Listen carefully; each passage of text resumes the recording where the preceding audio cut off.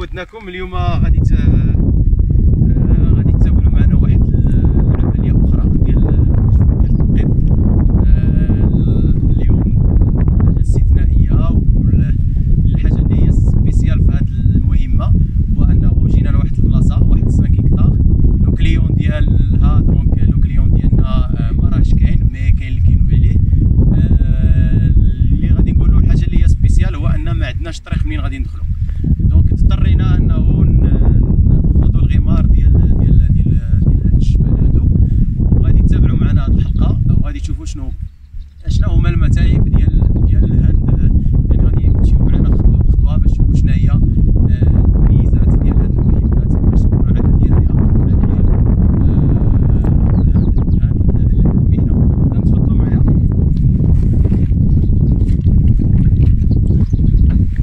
اول شيء ربما كيتسائل البعض شنو هي الحويجات اللي خصها تكون في هذه المهنه. قبل ما غادي نبدلوا بطبيعه الحال غادي نبدلوا الحوايج ديال الخدمه ديالنا، غادي نبانوا في انوتر تونيو ديال الخدمه، لكن غادي نطللوا شي شويه على شنو هما المسائل اللي خصها تكون عندك يعني في كل مهمه، على عكس ما كيعرفوه الناس.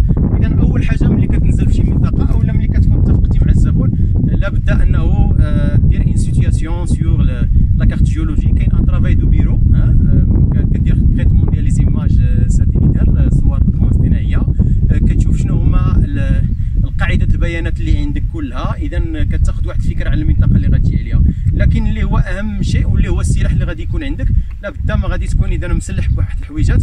تفضلوا. اذا اول حاجه جيتي لهذه المنطقه. حنا الان كنتواجدوا في المنطقه تابعه نفوذيا الاقليم الصفرو، في اتجاه ما يسمى الا كتعرف تازوطا.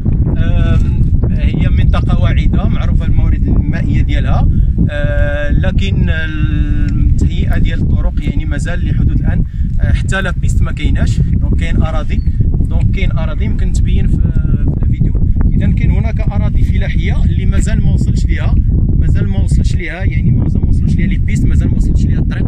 يعني هي يعني قيد تهيئه المستثمرين كينزلوا شويه بشويه، يعني واحد المنطقه اللي هي فيرج. وحنا من ضمن المشاكل هو انه الان ما لقيناش مثلا منين غادي ندوزو، دونك غادي نحتاجو نهزو معنا الماتيريال. اذا رجع معايا باش تشوف. اذا اول حاجه السلاح الاول اللي غيكون عندك كمنقب كمستكشف، يعني لابد تكون عندك الخريطه الجيولوجيه. اذا المنطقه عندنا هي منطقه تابعه المنطقه ديال الصفرو. اذا خصها تكون عندك لا كارت جيولوجيك ديال لا ريجيون ديال الصفرو، وبالخصوص هي اللي راه كاينه متواجده حاليا وزاره الطاقه والمعادن بسلم ديال 1/1,000,000. اذا هذا دي المسائل الاولى اللي خصها تكون عندك. بطبيعه الحال غيكون عندك مجموعه من المسائل اللي هي التكنولوجيا حسب المنطقه، حسب المحتوى التكنولوجي. اذا عندنا واحد 3 ديال التكنولوجيات، لكن المحتوى الجيولوجي كنختاروا ليه شنو هي التكنولوجيا الملائمه للتنقيب في هذه المنطقه. اذا ماشي كلهم التكنولوجيات كيخدموا في واحد المحتوى، ولكن حنا كنوجهوا التكنولوجيا. اذا الخريطه الجيولوجيه بطبيعه الحال خصها تكون عندك. ما تنساش المطرقه الجيولوجيه لو مارتو دي جيولوج، خصها تكون عندك حتى هي. كاين ايضا بعض مثلا خص يكون عندك جهاز ديال تحديد المواقع بالاقمار الاصطناعيه، يعني يكون ان جي بي اس بروفيسيونيل. ما تنساش ايضا لان ضروري على الحيوانات. يمكن تصادف ذعبان، يمكن تصادف عقرب، بزاف ديال الحويجات اللي كتهدد يعني السلامه ديالك. بطبيعه الحال الحويجات اللي غادي تكون عندك بي نورمال انه انه تكون عندك الحويجات ديالك ديال الخدمه. بطبيعه الحال للوقايه من الشمس لابد تشوف شي حاجه اللي هي تقليديه كهذه، يعني انها جد واقيه ديال الجدد. بطبيعه الحال الكمبيوتر ديالك لابد انك تحملو، لان حنا عندنا واحد كيلومتر ونص غنتمشيو على رجلينا. ما تنساش ايضا اللي هو مهم، لان الان حنا في فتره الصيف. لابد ان يكون عندك مياه بارده زائد مثلا شي حاجه باش غادي تقوت العصير. وحنا كنا الان قبل ما وصلنا انه بالطوموبيل لقينا بانه في هذه الفتره ديال الحجر الصحي، يعني ضمن ان هذه المنطقه الان مصنفه منطقه رقم 1. كاين واحد السوق، لكن انه بداو بواحد شي شويه بكل احتشام، يعني ما لقيناش فيه، ولكن انه على الاقل لقينا فيه شي حاجه اللي هي مهمه، اللي هي الدلاحه اللي غادي ان شاء الله الرحمن الرحيم، يعني ملي غادي نختموا العمل ديالنا يمكن غادي نشوفوا حتى هي، غادي نستكشفوها ونشوفوا الحلاوه ديالها. غادي نديروا فيها تنقيب اولا، ما غنفتحوهاش، مي غادي نديروا فيها تنقيب كما كنقولوا حنا في هذا العلم. اذا نتمنى انكم تكونوا استفدتوا معنا، ومرحبا بكم. غادي ترافقونا الى غايه هذيك الارض الفلاحيه، الارض اللي هذا الزبون هذا لا هو الغريب الامر انه يبعد الزبون صاحب الارض، يبعد مثلا دابا الان، لان حنا معاه اون كومونيكاسيون غير بار تليفون، يبعد على هذه البلاصه هذه بواحد 2000 كيلومتر، بمعنى ان حنا يمكن لنا نديروا هذا العمل بدون حضور صاحب، بكل مصداقيه، وحنا بطبيعه الحال غادي نخليكم بعد ما غادي نلبسوا حوايج ديال الخدمه، غادي ترافقونا في الطريق ديالنا، وغادي تشوفوا شنو هي المتاعب وشنو هي يعني المصاعب، وشنو هي يعني من اجل انه ايجاد نقطه ماء لاحياء ارض، لغراسه شجره، لإرواء مثلا حيوان، لتعمير لخلافات الارض. اذا هذه هي المهمه ديالنا، نرجو من بعد ذلك التوفيق، وكتبقى دائما كيبقى العمل ديالنا بطبيعه الحال كناخذوا الاجر ديالنا، ولكن هو من موراها كاين واحد الصدقه جاريه، لان بطبيعه الحال الاتعاب اللي غناخذوها راه غادي تسالى، ولكن الى ان شاء الله الرحمن الرحيم توفقنا وجاب الله التيسير، بمعنى ان غادي تبقى هذيك الصدقه جاريه، مادام ان هذاك النبع المائي، هذاك ديك البئر يعني كتزود يعني هذا صاحب الضيعه بالماء. اذا غادي نخليكم ترافقونا بعد قليل. اذا بدات عمليه حمل ديال هاد المسائل هذه اللي غادي نحتاجوها. اذا كتلاحظوا الناس اللي معايا، الناس اللي كينوبوا على صاحب الضيعه، صاحب الارض، انهم خداو يعني جزء من الامتعه بما فيها يعني الجهاز التكنولوجي باغا نخدموا به، يعني هما غادي تبقاو يعني راه هي ان كيبان من خلال التصوير بانهم راهم بعاد بزاف. اذا حنا غادي ندوزو هاد الشعبه الاولى على رجلينا، اذا غادي نلتحق بهم، وهما الان راه غادي ينزلوا في الشعبه الثانيه. اذا الارض راه كاينه ما وراء ذاك الجبل الصغير. اذا هما راهم عياو وراهم وقفوا، اذا في انتظار انني نلتحق بهم ان شاء الله الرحمن الرحيم.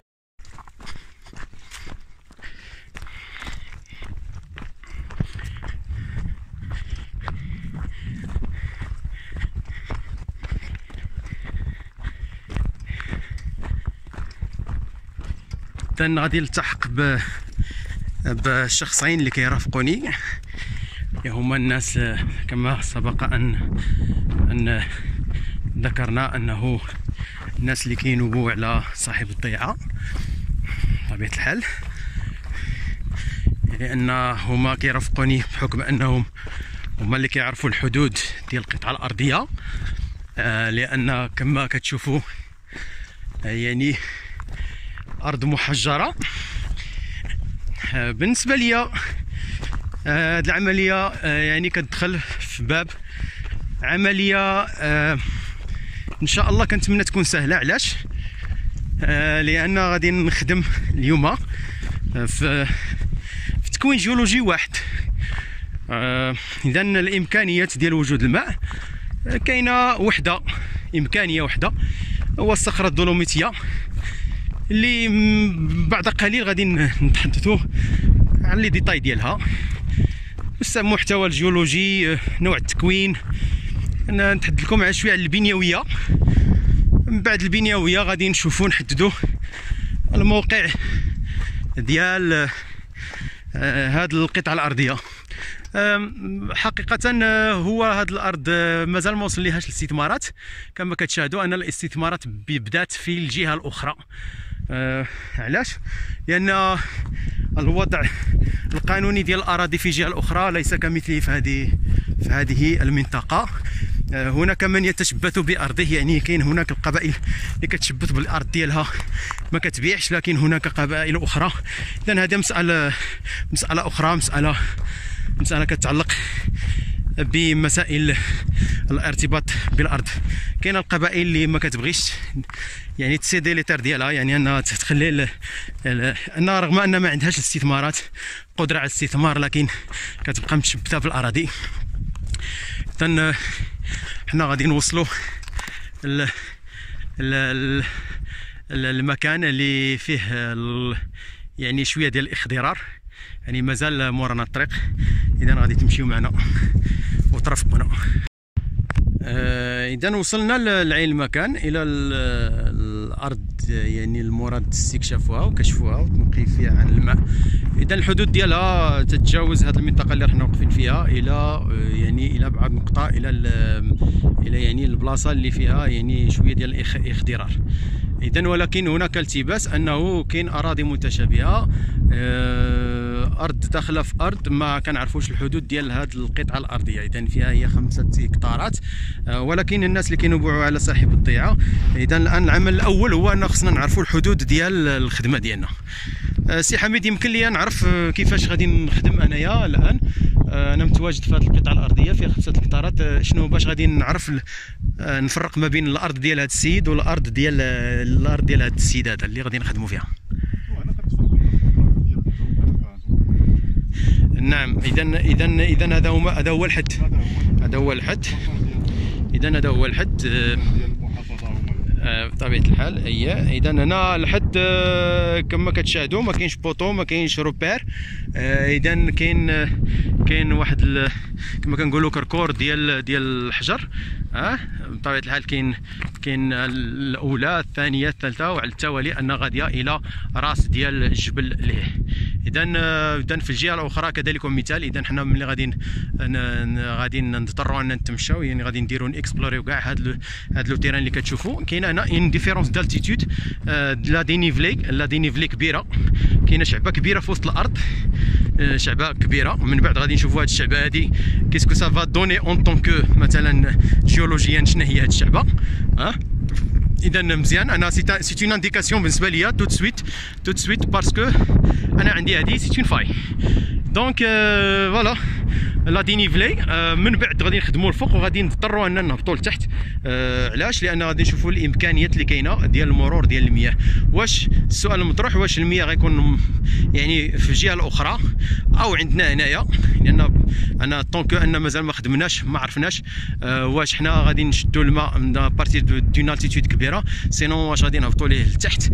المهم لانديكاسيون لانديس انا جو سوي تري ساتيسفي. علاش؟ لان في هذا لاروش إليا دولو دونك خصنا غير نقبطوا يعني ان تري بون نيكولمون ان شاء الله الرحمن الرحيم، وغادي نديروا لافير وغنمشيو بحالنا. فوالا. اذا بعد ما وصلنا لو تيران، بعد ما اون باركوري هذيك لا ديستونس اللي كتوصل بين هاد البلاصه اللي غنخدموا فيها، اول حاجه دونك اون فا اكسبلواتي ce qu'on a ramené. شنو هو لا كارت جيولوجيك؟ première des choses c'est que l'utilisation du GPS مع la carte géologique. donc on a déjà allumé le GPS. حددنا لي كوردوني فين رحنا حاليا. حنا في اكسبلواتاسيون ديال السيد، حنا في وسط الضيعه ديالو، في وسط الارض ديالو. الوغ هاد لي كوردوني دونك جو في مو سيتيي، خصني نحدد الموقع ديالي على الخريطه الجيولوجيه. اول حاجه هذا كنعطيه درس يعني للناس اللي كيديروا يعني العلوم المرتبطه بالارض. اول حاجه اورينتي لا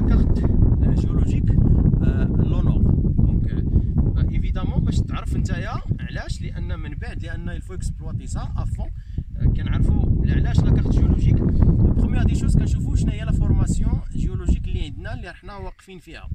اذا دو في انا في ليكسبيريونس ديالي دونك جو سوي سور اون بلاتفورم كاربوناتي دولوميتيك دونك ديجا انا عارف. مي الهدف من هذا الفيديو هو الناس اللي ما عارفينش باش يعرفوا التقنيات، بمعنى انه ما يمكنلكش دير تنقيب على المياه ولا استكشاف المياه كوم سا، يعني عشوائيا تمتهن هنا بدون اسس. دونك المفاهيم كلها مرتبطه بعلوم الارض. دونك il faut maîtriser les sciences de la terre بكل الفروع ديالها، لا جيولوجي ستركتورال، لا سيديمونتولوجي، لا باليوجيوغرافي، ميم فوزالي لوا انه كاين حويجات اخرين اللي انا كنخدموا جديده اللي كنخدموا لي نوفو كونسيبت ديال ليدروجيولوجي. دونك بور اتر هيدروجيولوج il faut être géologue d'abord. داكوغ الوغ لا بروميير سيتياسيون علاش؟ لان خصني نعرف لو كونتوني اللي راه جيولوجيك اللي راني فيه. ثاني حاجه جو في غولفي لا ستركتور، غادي نشوف لا بريزونس دو فاي دو غروند فراكتور دو بتيت فراكتور، كنشوف لو تيران شنو واقع فيه دو بوين دو في تكتونيك. دونك سا فا دوني غادي يعطينا واحد الفكره على شنو هما لي بوسيبيليتي. قبل ما غنقلب على الماء خاصني نشوف شنو هما لي بوسيبيليتي اللي كاينين، شنو هما الامكانيات اللي غتعطيني لا غوش.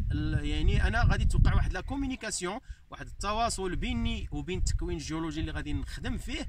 غيوقع واحد التواصل بحكم التجربه، غادي نشوف الامكانيه لو باساج دو لو فين غادي يكون. دونك حنا عندنا لو اللي توجور سي با 100% اللي ليي لا بريزونس دو فراكتور.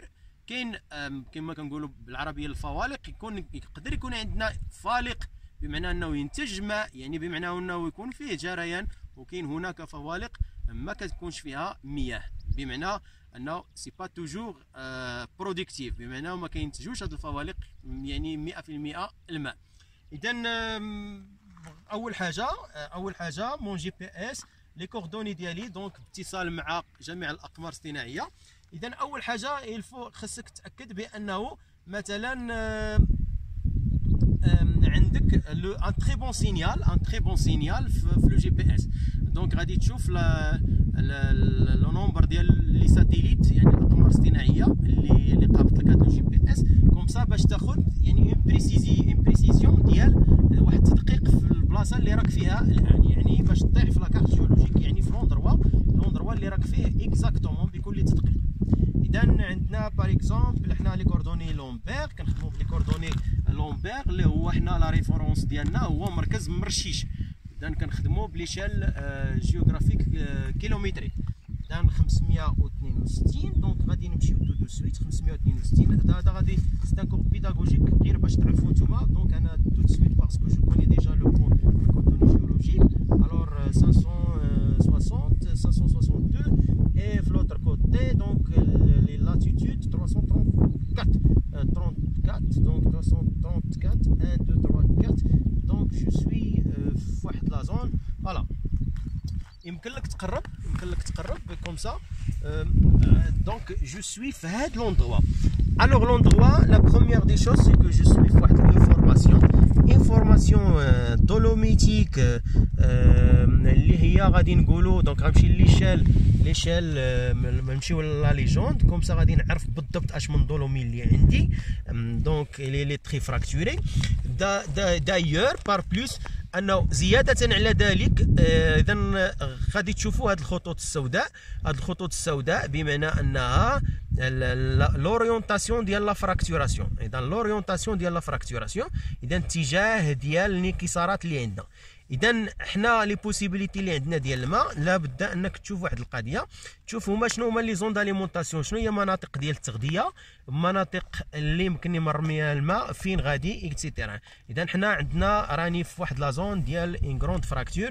دونك il faut سوميفيي، غادي ناخذ الاحتياطات ديالي. علاش؟ لانه لوندروا راه هنايا ديجا لا فراكتور طلعت ليا لو ترياس لارجيل دو ترياس. دونك انا خصني نشوف باش ما نطيحش في واحد المشكل ديال لي زيكرون اولا ديال لي باغاج ناتوريل، لي زيكرون اللي كي امبيش لو باش يوصل عندي للبلاصه اللي راني فيها.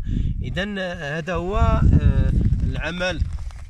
العمل على لا كارت جيولوجيك. دونك كاين مسائل اخرى نخليوها لحلقات اخرى ان شاء الله الرحمن الرحيم. من بعد ما يعني غادي ناخذوا الاستنتاجات ديالنا الاوليه. اذا حنا باش نذكركم المرحله الاولى كاين ان ترافاي دو بيرو في المكتب، كاين ان ترافاي دو تيران بريليمينير اولي قبلي، ثم بعد ذلك غناخذوا مجموعه نخرجوا مجموعه الاستخلاصات هنا سور تيران، لان لابد ما غادي تجلس وغادي تفكر يعني في الامكانيات. اذا غادي تواصل مع المكان اللي راك فيه. غادي تلاحظ لان خص الملاحظه، قوه الملاحظه، لانك نتحدث على لا جيومورفولوجي. اذا هو غادي دير واحد لا ديسكريبسيون دو سيرفاس، غادي تشوف شنو كاين، غتشوف لا ستركتور اللي عندك، الامكانيات ديال المرور ديال الفوالق، كتشوف الامكانيات. وعاد الاسومون والله هادو كيشكل هذا العمل كله في العمليه ديال التنقيب او الاستكشاف، سواء على الماء، سواء الغاز والبترول، سواء المعادن. هذه المرحله كلها كتشكل لنا 90%. اذا كتبقى لنا واحد 10% اللي هي كنخصوها للتكنولوجيا. السؤال المطروح، لماذا كنقولوا بان 10% كتبقى للتكنولوجيا؟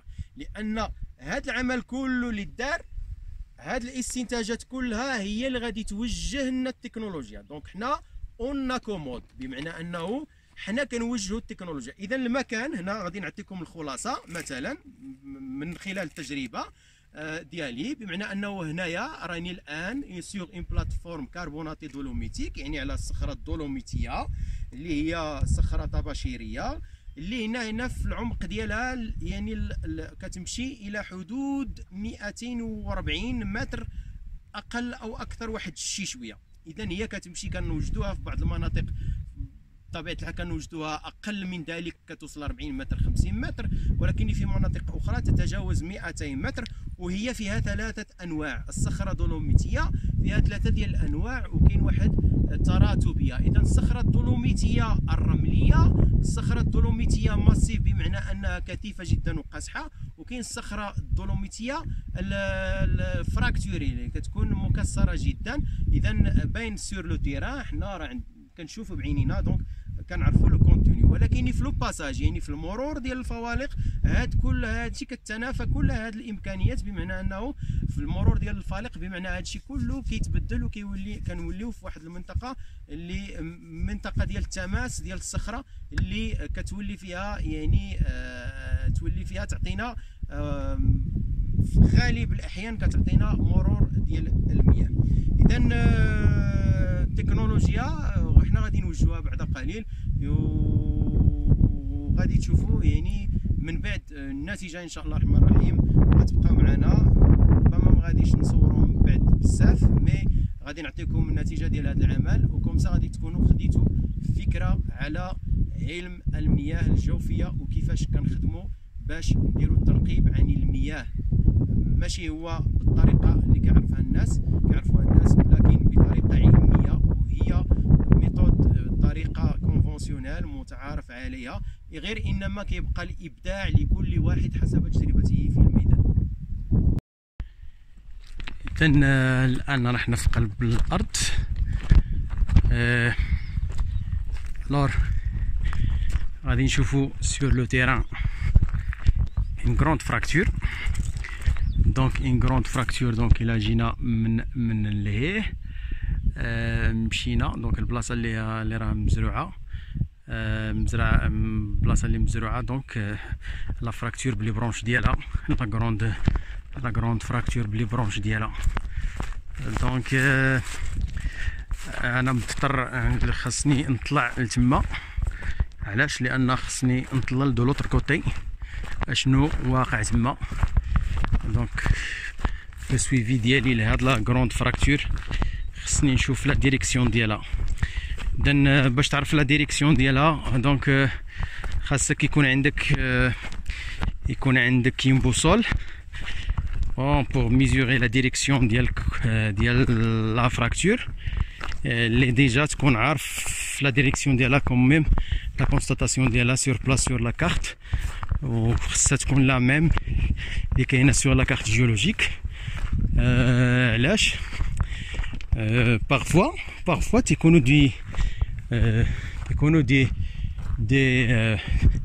دي لينيامون كيكونوا des choses qui ne sont pas reportées sur la carte. Donc c'est à vous de découvrir. Donc peut-être la carte صوبات في واحد العهد par un géologue.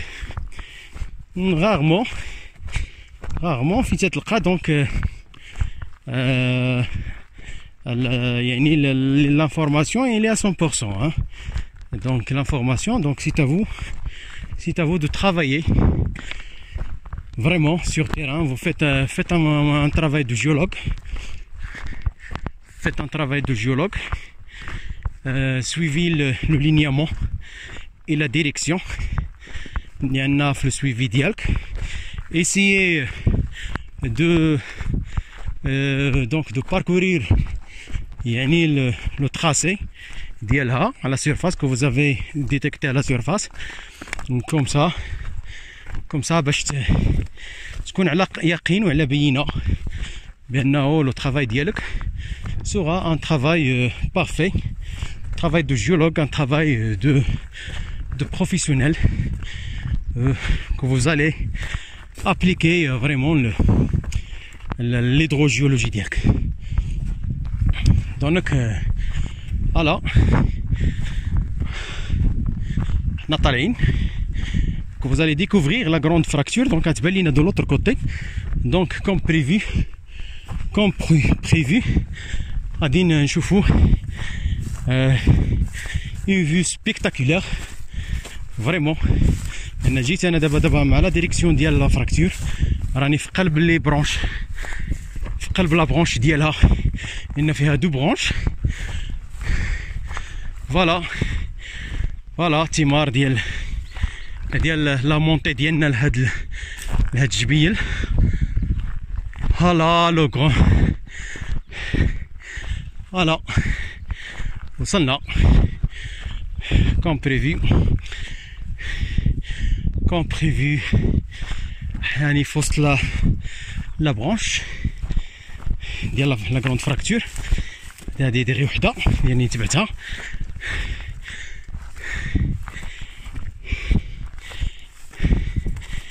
Travail du géologue, c'est un travail pénible, صعيب. حنا عندنا الطرف ديال الخبز كما كيقولوا حار، تنجيبوهاش كوم سا، فلوس ما تجيش هكاك. مي دابور لابد من المتعه. اذا لي جيولوج غادي يعرفوا. فوالا اوني سور لو بلان، لو ميروار ديال لا فاي، لا ديريكسيون ديريكتومون. هو جي ديسولي هاد لا فاي هادي. فوالا غتشوفوا لا ديريكسيون ديالي. فوالا le jeu de faille, la grande fracture, si spectaculaire. Enfin قالوا la récompense ديال la journée. voilà هادشي كله داخل في العمليه ديال التنقيب عن الماء. شأن التنقيب عن الغاز والبترول، شأن التنقيب عن المعادن. الأساس في هذه المهنة أن تكون متمكنا من علم الأرض بكل فروعه. إذن احنا الآن أنفاس مباشرة أمام الفالق الكبير اللي عندي هنايا في لو تيران، يعني في لو تيران ديال هاد لو كليون تقسم على جوج. إذن الإمكانيات فيو لا دينيفلي، فيو بأن هاداك هي سلسلة ديال الجبال اللي غادي تزود ليا المنطقة ديال هاد المنطقة، يعني بالنسبة لهاد النقطة اللي كنخدموا فيها الآن، اللي غادي يجي منها الماء، اللي غادي تعطينا الماء. إذا غادي نعطيو لا ديريكسيون، غادي نجيو في وسط من لا ديريكسيون. فوالا بوتيتر جو سي با ما بايناش، مي عندي لو جو اللي داير اللي مديور في فوالا لا سورتي واحد لوكول سي لا سورتي ديال لا فراكتور ديالي. دونك فوالا جو في زومي اي لا فواتور ديالي اللي راها تتبان ليا من هنا. دونك سي تري لوان، سي تري لوان.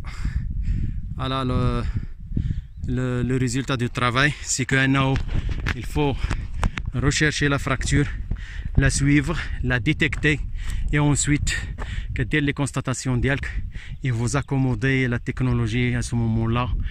Donc la recherche ديالك vous réglez l'appareil ديالك la profondeur غادي تحط le profil ديالك transversalement la grande fracture et vous aurez votre résultat Inch'Allah Rahman Rahim avec un taux de réussite Inch'Allah Rahman Rahim qui dépasserait 90% parce que le travail est un travail très scientifique, très technique.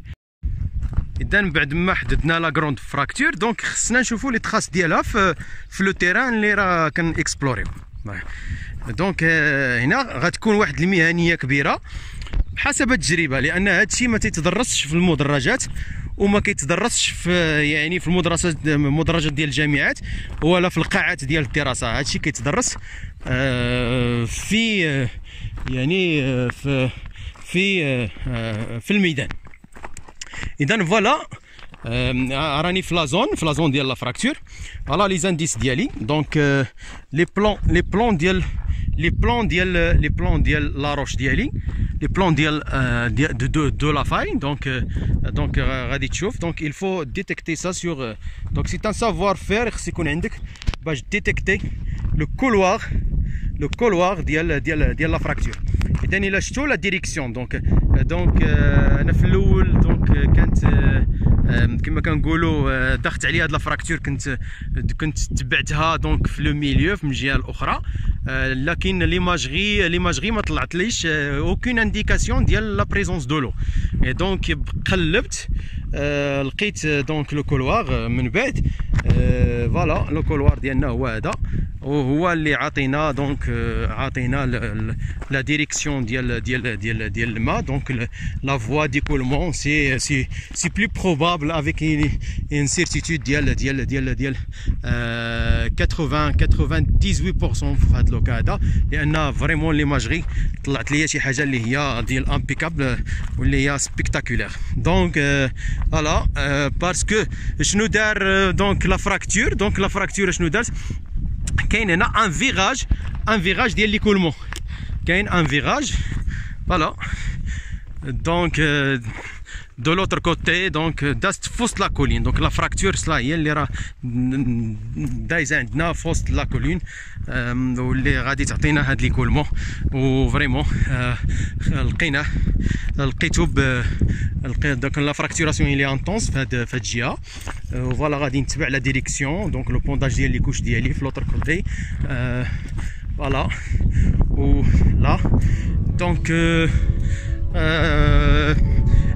الحاجه اللي هي اكسبسيونيل سي كو انه البير الموقع ديال البير ريغاردي بيان كو قلنا 5 هكتار كبيره مي الموقع ديال البير جا في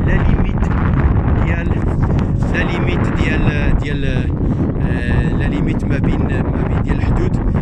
دونك كونتريرمون اسكو الناس كيعتقدوا ان فين ما حفرتي كتلقى الماء نو لو توجور نيكولمون وحنا كنقلبوا على هاد ليكولمون كنستغلوا جميع المعطيات العلميه والتكنولوجيا ولكن بالاخص انا اؤكد على ذلك. اذا الموقع ديال البير هي البلاصه ديال اللابتوب ديالي. دونك mon ordinateur donc après la réalisation de l'imagerie traitement de les données acquis géophysiques donc voilà mon ordinateur comme ça l'imagerie ديال l'imagerie غادي نحاولوا ما امكن peut-être غادي نديكم l'ordinateur غادي نفتح لكم باش تشوفوا l'imagerie لو ريزولتا ديال l'imagerie ديال ان نيكولمون كيفاش كاين في لو سو في لا بروفوندور. دونك بقاو معايا.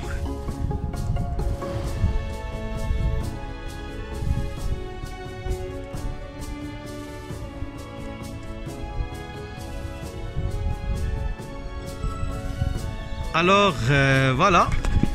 Alors c'est une imagerie réalisée donc 80 mètres de profondeur de longueur de profil géophysique et donc avec une précision de 300 mètres en profondeur. Alors ce que vous voyez la signature spectrale, la signature اللي عندي ديال ليكولمون voilà la profondeur, donc il débute, donc la profondeur c'est 180 pour هذا الفراج هذا. donc la profondeur pour الارض ديال 5 هكتار سي 180 متر في لا روش دولوميتيك. من بعد غادي نعطيوه كنا درنا ان بروفيل de 160 mètres de longueur. Bon, on a capté quelques écoulements, mais ils sont minimes, donc ما يستاهلوش اننا نinvestir فيهم. Donc vous voyez, donc au-delà de 180 حتى 300 donc ما تقلبش لتحت. donc علاش درت 300 لان ديجا انا جي بريز ici pour 240 متر. donc غادي نرجع للبروفيل اللي عطاني لانومالي لا بلوز امبورطونت ديال ليكولمون ديالي. donc voilà لا ريكومونداسيون اللي غادي نعطي السيد سي كانو يحفر 180 متر بور كابتي ليكولمون. دونك شفتوا لو ريزولتا، تبعتوا معنا المرحله ديال التنقيب والاستكشاف دونك ديال ديبي. ما كنظنش انه كاين شي حد كيدير هذا العمل. دونك نتمناو ان من بعد ما يحفر هذا السيد انه يوافينا بالنتائج ان شاء الله الرحمن الرحيم. تبعتوا معنا العمليه ديال ديبي، دونك شفتوا الريزولتا النتيجه. ودابا غادي ان شاء الله الرحمن الرحيم عطينا الموقع ديال البئر ثم ننصرف ان شاء الله باش نرجعوا للقواعد ديالنا ونرجعوا ان شاء الله الرحمن الرحيم منين جينا. والسلام عليكم ورحمه الله.